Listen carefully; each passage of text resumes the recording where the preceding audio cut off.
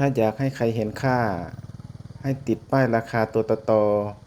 ๆทุกวันนี้โชว์ได้ก็ต้องโชว์นะครับไม่ใช่เวลาที่ต้องกระมิดกระเมียนไม่ใช่เวลาที่จะเขียนความในใจไว้ในความรู้สึกนะครับทุกวันนี้มี Facebook ทำให้สนุกที่จะเขียนความในใจแต่สำหรับสาวน้อยช้างป่าเขาใหญ่เราไม่รู้ว่าเขียน Facebook ให้พายตัวไหนอ่านนะครับ